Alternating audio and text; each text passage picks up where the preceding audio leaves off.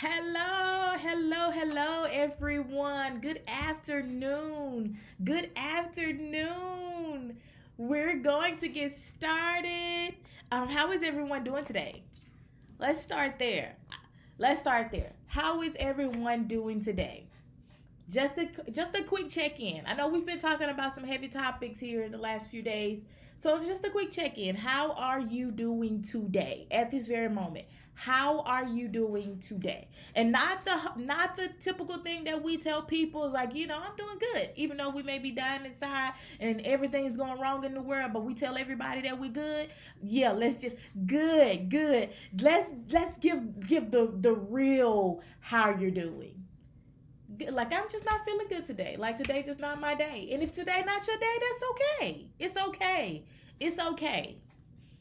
Good. Alicia, lovely Alicia on IG says good. Good to have you today, Queen. Good to have you. Let me check my comments on Facebook and on YouTube. I'm trying to multitask here. Hey, hey, hey. Hello, hello. Thank you for joining. Okay, so get this. The topic we're talking about today, y'all. Like, we're talking about why people return to toxic relationships. But let me first by telling you who I am. I'm Dr. Tiffany. I'm a trained therapist, a marriage and family therapist, and I am a relationship expert. And so what we do in our business, I do own a coaching and consulting business. And what we do is we work with women who are healing and recovering from traumatic relationships. So toxic relationships, bad breakups, bad marriages, like all of that falls within a toxic relationship or within relational trauma. And so we help women who are healing through that, trying to figure out how they can find themselves again or how they can really start their journey of healing. Because some of these women that I encounter have never gone to therapy before, or they've never even talked to anyone about what's going on in their relationship. And so I may be the very first person that they actually, like the light bulb goes off and say, you know what, something is going on. Like, it's really not good. It hadn't been good for a long time. And I feel like I've just kind of lost myself. And so those are the women that I work with. And so today, I actually got a message yesterday, and I was debating on whether or not I wanted to, ask, because I usually respond to my messages. I always respond to my messages. No, usually, even my emails, I respond to them. It's not a bot, it's me. And so I saw this message, and I needed to kind of ponder it a little bit before I responded. And so I responded to it, and I was like, oh, if this person has this question, if this is the information that's going around, then other people probably got this same information, which is the reason why we're talking about it today. So the question that the person posed me, I think it was a TikTok that they saw, was on how abusive relationships take up your time, your energy, and how when you leave that relationship, you have all this extra time and all this extra energy, and that you don't know what to do with, so you return to that relationship. So I was like, that's kind of true, but let's just talk about that in a little bit more detail, and why people stay or why people go back to relationships even though they know that those relationships are toxic, or even if those relationships are abusive. So let's talk about it. Like, that's what we do over here. We talk about hard topics with simple solutions. And so I was like, this is perfect. Like, talking about toxic relationships is perfect, because a lot of people are dealing with them and they don't know what to do. Like, they don't know how. Yeah, they may know they need to leave, but how do you leave? Like, how do you leave somebody that you really love even though they toxic? So let's talk about that. Let's talk about it today. Y'all ready? Give me some hearts. Hit some thumbs up. Let me know y'all ready. Hey, hey, hey, hey, hey. Let me know y'all ready, and we're going to get into the topic of talking about why do people return to toxic or abusive relationships. All right, looks like y'all ready. I'm always excited because I love the interaction, even though the information is not like, talking about who wants to really, because if I'm talking about toxic relationships, that means somebody's in them, right? So I mean, it's not the information that just like, people are excited about, even though I'm excited because it's what I do and I love. I love giving people information because that's information that they can take back and apply to their life. So that's the reason why I'm excited. Not because you're in a toxic relationship or you may know somebody that's in a toxic relationship. I'm excited because you have the opportunity of taking this information back to your life and really applying it, or even helping a friend or helping somebody else out that may be in the relationship that they need to get out of. And we know it. Like, we know they need to leave. They should have been left. But you have the information on you that you can take back to them. So why do people stay? Let's start here with defining exactly what toxic relationships is. Because I think sometimes we say, oh, they toxic and they're toxic and this is toxic and all that, and we don't really know what it is. So by my definition, a toxic relationship is any form of relationship that involves, like, there's some abuse present in that relationship. So it could be emotional abuse, physical abuse, sexual abuse, any kind of abuse, mental abuse. If there's some abuse present in that relationship, then that relationship is toxic. It doesn't always have to mean that somebody is there's some physical abuse or domestic violence or something that's inside of the relationship. It could literally be a mental abuse or emotional abuse. And we'll talk a little bit about that in detail so you can exactly, kind of know what I mean by mental and emotional abuse, because we don't label that sometimes as abuse in relationships when we should be labeling it as abuse in relationships. So with a toxic relationship, what you would tend to see is a relationship that's marked by cycles of extreme highs, like, he like this is the best person, like, he is my prince, he is my king, she is my queen, like, nothing can go wrong at that moment, and nothing feels wrong, everything just feels right. And it's love bombing may be in that, and we'll talk about love. I don't know if we're gonna get into talking about love bombing, but if y'all want to know a little bit more about love bombing, let me know, and I'll talk about that later, or talk about it another day.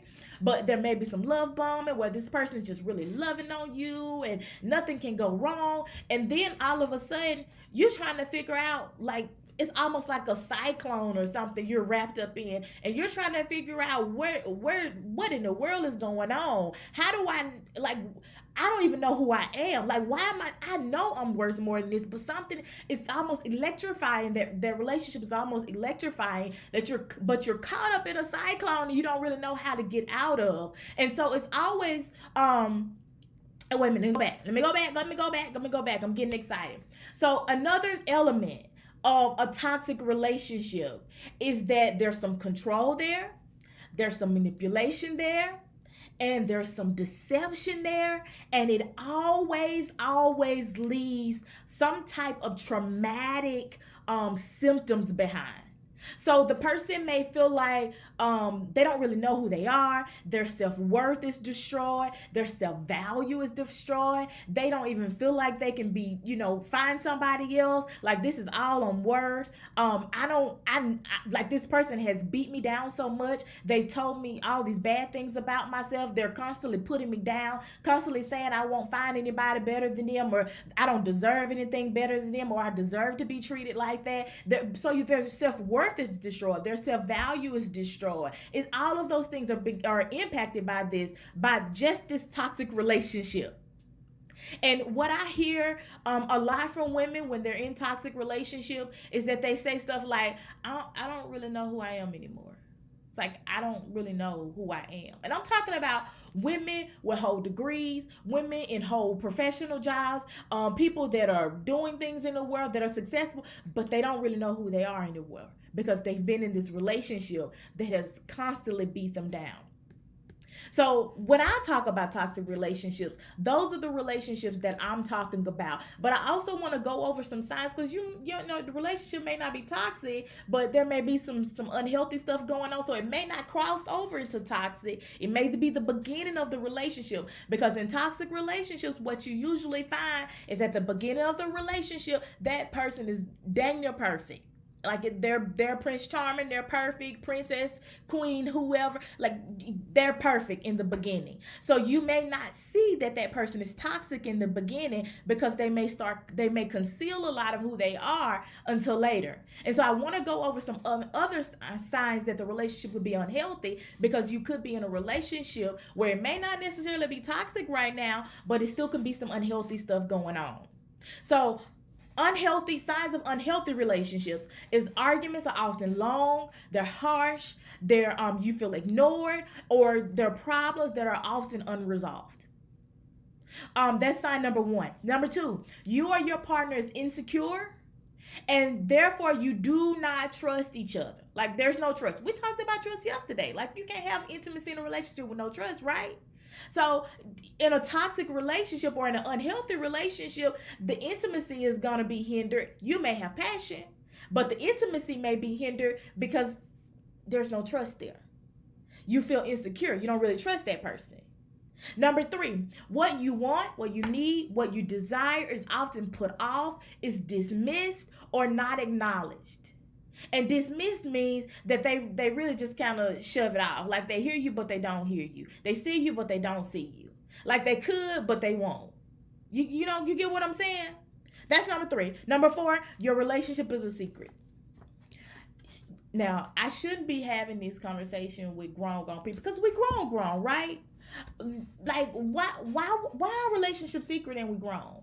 Like, I'm 30, like I'm hitting on 40, y'all. Like, why would I be in a relationship with somebody and it's a secret? Like, why?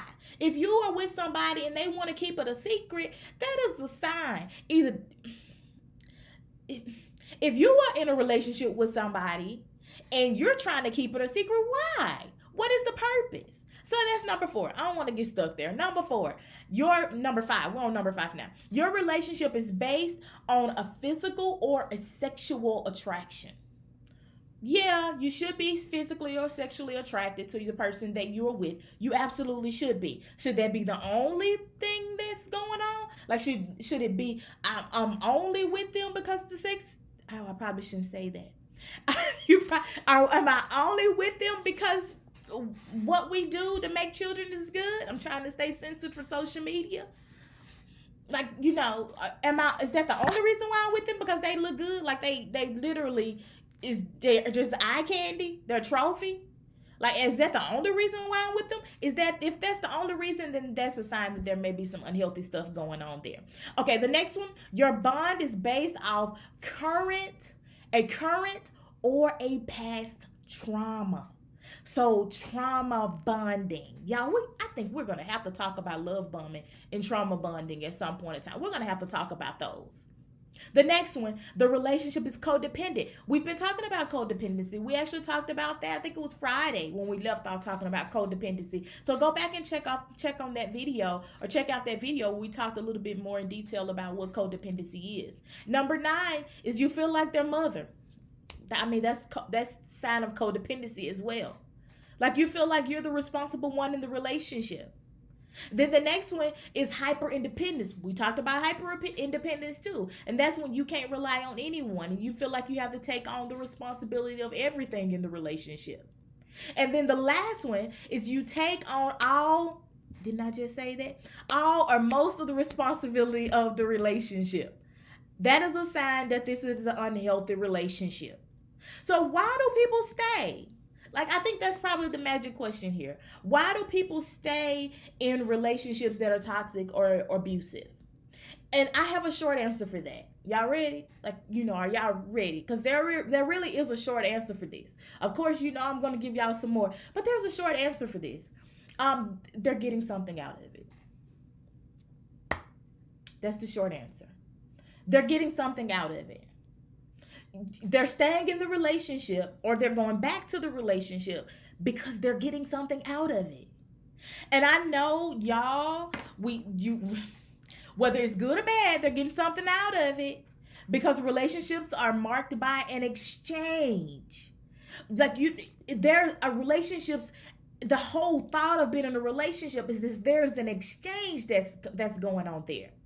Carl Whitaker, he's a famous therapist. He's back in the 70s, I think it was 70s or 80s. Just go Google him. He talks about the couple having a dance. And what that dance looked like is pretty much the couple's pattern. Like the couple's pattern of their relationship. They get, we meet, we, have fun, we get mad, we don't make up, we come back, and we act like nothing happened. Like that's a whole pattern. It's a cycle. But it's also the couple's dance. It's how they do things. Like it's their thing, whether it's good or whether it's bad. So if a person chooses to stay, and I do say choose because we all have a choice. If the person chooses to stay or they go back, it's because they get something out of it. They're getting something out of it. They're getting something out of that cycle. They're getting something out of those interactions. They're getting something out of that behavior. They're getting something out of that relationship in some way, shape, form, or fashion. So let's talk a little bit about what they could be getting out of it. I mean, if they're getting something out of it, well, let's talk a little bit more about what they're getting out of it, right? Like, so we can stop thinking of, and no, let me pause. Because in abusive relationships, toxic relationships, domestic relationships, if there's violence and all of that stuff going on, I still say this, they're getting something out of it. But we tend to see things as victim and victimizer. And to some degree, that is absolutely true because there are people that prey on other people's weaknesses. There are people that prey on other people's weaknesses. And in that case, we can say victim, victimizer. But even in that we all are faced with choices. So why do people stay? Or why do they go back? Number one, loneliness. They go back because they're lonely. There's something about being alone. There are some people that just do not like to be alone. Can we be honest about it? Like there's some people that don't like being alone. They don't like themselves. I don't like there's some people that do not like being alone. And I have to find a transparent moment here because some years ago, I don't even know I think I might have just been journaling because I journal. I think I shared with you guys, like I have journals, like this is a whole cubicle here where it's a built-in cabinet. And 4, 5 of the slides, 6, 7, 8. I at least have 6, 7 journals all around me where I'm writing. Because I write, I'm always writing. There's something about it that helps me to process and help me to remember. So I'm always writing. And I think it was one of those times where I was writing and it just kind of hit me. It's like, why do I keep going? I was drawing out why I kept choosing the same guys. Like, why do I choose the same type of guys all the time? It was in my single days. So why do I always choose the same guys? Like, what's the purpose? Like, why? And why do I always end up in this same spot with these guys? Even though it's a different guy, I still end up in the same spot and I don't get it. And so I was journaling, trying to figure out the process. And then it dawned on me, oh my goodness, I'm looking for love. I'm looking for love. I'm looking for love. I'm looking for love, not that they can give me, but that I should have got from my daddy. So a lot of people stay in relationships because they're looking for somebody to fill a hole in their hearts that should have been filled by a parent, or that can only be filled by validation from God. So why is it that they're staying? Why is it that you're staying? If you're in a relationship where you shouldn't be in it. Like, that relationship is beyond, like, that some things need to be done. Why you stay? Another one, fear of insecurity. Fear or insecurity. Fear or insecurity. Fear of failing. Fear that, think that the person's not going to survive without you. Insecure about you and who you are, or feeling like, something's missing and something's missing inside of you, or there's, something wrong with you, and that this person is the only person that accepts you. So I'm going to stay where somebody accepts me. They may treat me bad, but at least they accept me. Another reason, children. People stay in toxic relationships, in abusive relationships, because they don't want to have another failed divorce. They don't want to have another failed relationship, and they don't want their children to be without the other parent. I know what that's like to grow up in a single parent household, and I don't want my children to grow up without knowing that their other parent is going to be there. So I'd rather stay. I'm gonna stay and I'm gonna take this because it's not really gonna impact my children. It is impacting your children, by the way. It's definitely impacting your children. That's false. It's impacting your children. They know. They sense things that's going on. Children are very sensitive. They're picking up on things. They know it's impacting them. I'm telling you from experience, and I'm telling you it's impacting them. What you do is impacting them. The choices that you're making impacts them. So people stay because of their children. And any therapist will tell you, what should tell you, that when it comes down to toxic and abusive relationships, children actually do well with one parent that's healthy than in a relationship or in a household where both parents are unhealthy. Like they just do.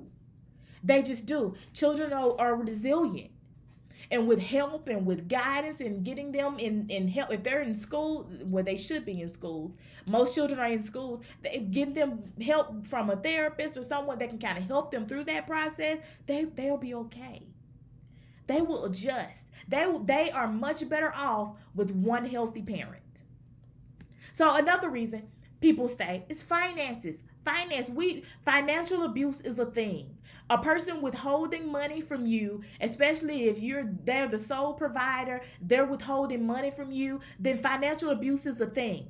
So some people stay in relationships, abusive or toxic, is because of the money. Like, they gonna give me money, or they gonna provide this, and I ain't got to work this, and people stay for money, for finances, for security, financial security.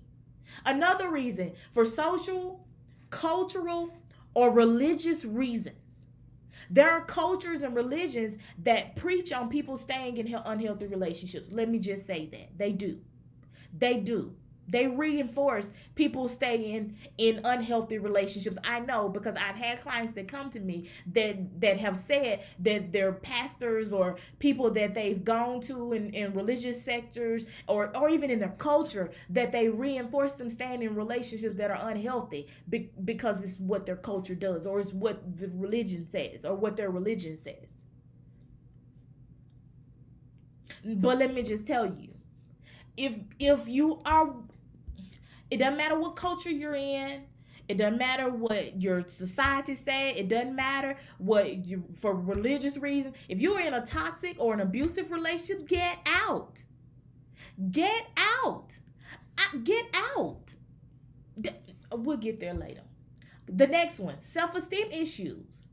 And then the last one is past trauma from things that have happened in your life, whether growing up from a caregiver, you may have grown up in that type of environment. That may be the only type of relationships you know. That may be how your parents related, or you may have seen one of your parents go in and out of relationships that were toxic, unhealthy, and so you didn't learn how to have healthy relationships. You didn't learn. Some people don't know a relationship without drama. Like, some people don't know that. They don't know that you can have a relationship where there's no drama. That you can actually sit down and communicate and get through some stuff through healthy communication and being able to communicate the healthy way. Some people don't know that. Some people think, and I've heard some people say this, that they're not loved unless there's some violence there. That's how they feel loved. But where did that come from? That came from them seeing that happen in their families, or in a lot of friends. A lot of this is family stuff. Like, seeing these things happen in your family and seeing how they relate in your family. Like, this stuff impacts you. It impacts you. And if you hadn't processed through it, if you hadn't been to therapy, or if you hadn't worked with something or some way to really get past all of that stuff and really come out of that, then you very well could be, what do they say, creating that same thing in your relationship right now, or accepting it. Maybe not creating it, but you might be accepting it in your relationship right now because it's what you know. It's familiar. So how do you get out? Like, that's where we are now. It's like, how do you get out? What are some tips on how to get out? How do you get out? I know now, I kind of find myself in this, and I mean, but you don't understand, Dr. Tiffany, when the relationship is good, it's good. Like, it's good. You don't understand. That's what keep drawing you in because it's good. Like when it's good, it's really good. But when it's bad, it's extremely bad. So how do you get out? Number one, awareness. You get out by number one, awareness. Why? Awareness of why do you continue to go back? Like I had to do my own work, and why I always keep going back to them same guys and them same situation. Like I had to do my own work. You got to do your own work. We got to do our work. Why do you stay? Why do you continue to go back? Ask yourself that. Like take some time and deeply, like really do some deep diving. Why do you stay? Why do you go back? And then number two, once you kind of made up your mind, you see the connection, like this is from past issues, this is from, some other stuff, make an escape plan. Begin making your escape plan right now. Make an escape plan. And I'm talking about, I ain't talking about just staying up here in your head. Get you a sheet of paper. I grabbed the pen like I was getting ready to write and you can see me write. But get you a sheet of paper.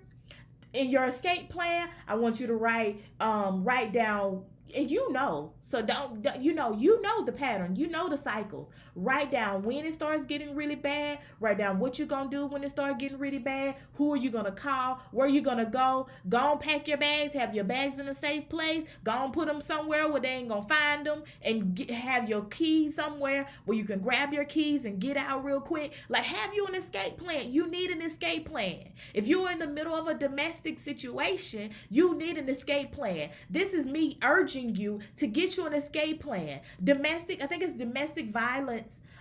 It's a domestic violence hotline. You could go Google that. They actually have on their website different resources that you can use, like from a hotline that you can call, that they can connect you with different shelters or different places that can help you get out. And they actually have on there how you can create a safety plan right from their website. Go there, create you an escape plan because you need an escape plan.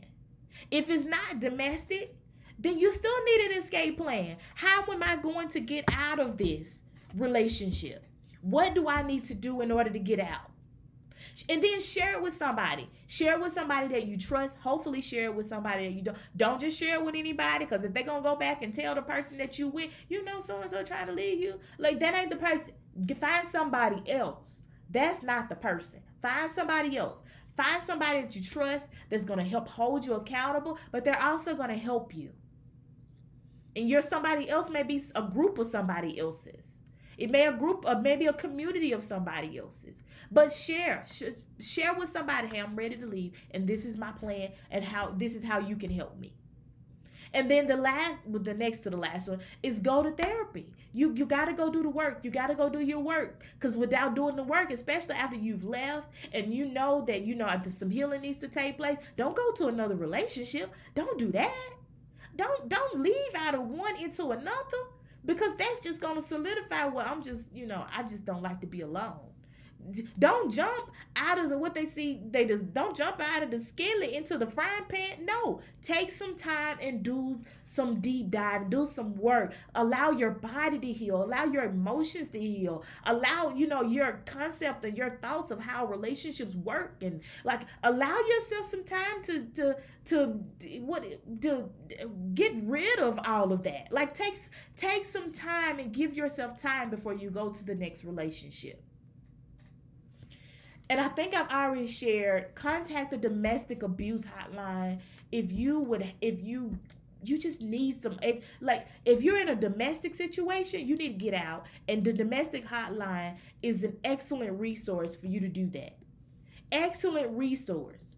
Churches should be able to partner you with someone. They should be able to give you some resources on how to get out. Community resources should be able to give you. Nonprofit organizations should have all of these resources where they're able to help you. You're not absent of help. And if you're in a situation where you're isolated, or you're isolated away from people, then if you're going to the store, then, find some kind of sign, or get you a sign already in your purse or in your pocket, or that you've already wrote out that you can just hand to the clerk, in a very inconspicuous way. But get out. Get out.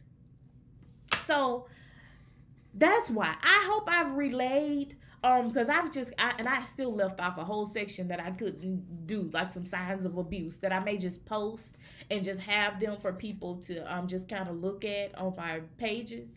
I think I'm gonna do that. I'm gonna make myself a note as soon as I get off to do that, so that I left off that section. But all of this is also in the book. Like I've been writing book, so it's also in this book. Signs of abuse. Most of the stuff that I've been coming out of for the last 2 or 3 days is in the book that I'm writing. And so my goal is to empower people. Like I want to empower you to be able to change your own life, to be able to change how you do relationships. Like that's my goal, is to empower you. So if you're at the crossroad where you're like, I kind of, I'm single, and I know that I need to do something different before I head to another relationship, or I'm in a relationship or a marriage right now that there's some signs of unhealthy stuff going on. There's some signs that it may be maybe toxic, or there's some signs of abuse, and I don't really know what my next steps are. Well, that's where you can book a discovery call with me. I offer a free 30-minute discovery call where we can sit down and actually say, okay, this is what's going on. We take 15 minutes, we talk about what's going on with you, and the next 15 minutes is me offering feedback, is me telling you, here's what you can do, here's some resources that I know of that we can go ahead on and get you partnered with real quick, or hey, this is how we can work together. But I'm not going to work with you if you need a therapist. But I will kindly tell you, I think you need therapy. I think you may need, you may benefit better if you go do some more healing work first. And then we come and partner together, and we can take off and we can get some goals going, and you'll be a very different person than you were last year with old guy that wasn't good to you. You'll choose better the next time. But I am going to be honest with you. So I scheduled those. If you're on IG, if you go to my profile, you'll see a link there, and that link should take you to my website where you can schedule the discovery call right from my website. I think it may be a schedule now button that's right there on my profile too. If you are on Facebook or on YouTube, then you can schedule directly from my comments. I think I should be able to. If you see the link, let me know. Let me know if y'all see the link. I don't think I can post the link in IG, but it is on my profile. But on Facebook, I'm getting ready to drop the link for those who would like to schedule. So I said, joining from my bed. Thank you for joining from your bed. Thank you for joining. I'm getting ready to drop the link for those who would like to schedule a discovery call with me. And you schedule directly from, my calendar, all of that stuff is already synced and ready to go.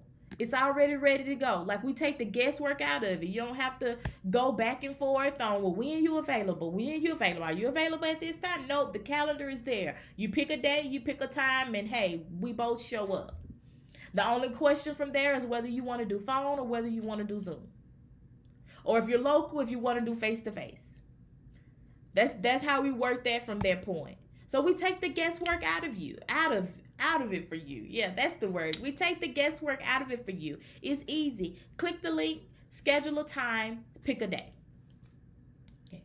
If you have any questions, please don't hesitate to message me. If you want to post them there, that's completely fine too. As I know a lot of people, don't like to, especially with these topics, I'm kind of finding that people are a little shy to ask certain questions, but message me. So I get messages and I get emails. So that's usually how I respond.